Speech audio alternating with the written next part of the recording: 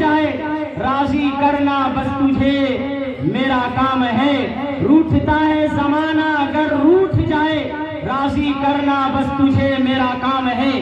آج ہماری مائیں اور بہنیں کہتی ہیں, آج ہمارا نوجوان کہتا ہے, آج ہمارے گارڈینز کہتے ہیں, پیرنٹس کہتے ہیں, ارے شادی ہو رہی ہے, ارے بیاہ کا موقع ہے, اور ایسے مواقع پر آپ مولوی صاحب یہ بیان کرتے ہیں کہ ہم سادگی کے ساتھ کریں, ڈی جے نہ لائیں. ہماری لڑکیاں ڈوم کچ کے نام پر, ہماری لڑکیاں بےہودگی کے نام پر گھروں کے اندر اپنے کپڑے اتار کر بالکل ننگا ہو کر ناچتی نظر آتی ہیں.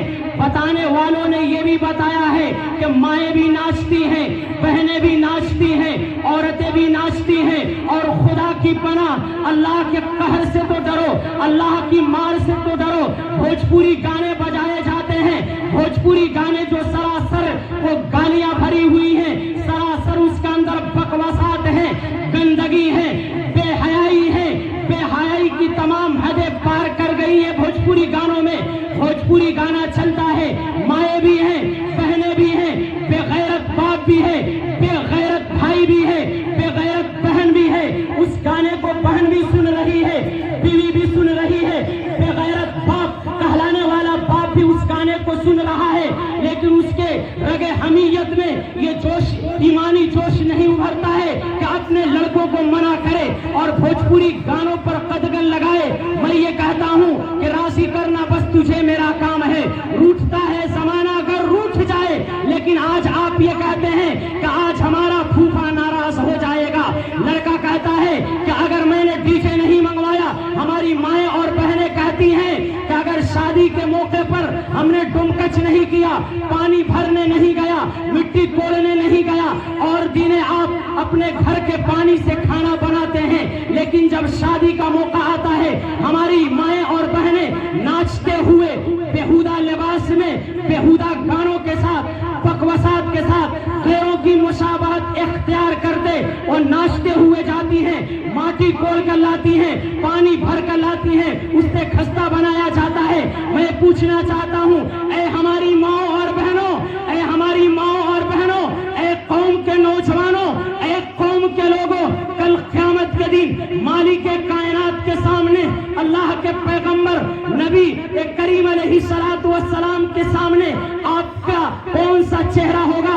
اے نوجوانوں, اپنے آپ کو مسلمان کہلانے والوں, تم نے تو ڈی جے کے نام پر, تم نے تو آرکیسٹرا کے نام پر, کل ہی شادی ہو رہی تھی, سمجھانے کے باوجود بھی, منع کرنے کے باوجود بھی وعدہ انہوں نے کر لیا, لیکن ڈی جے بجایا انہوں نے.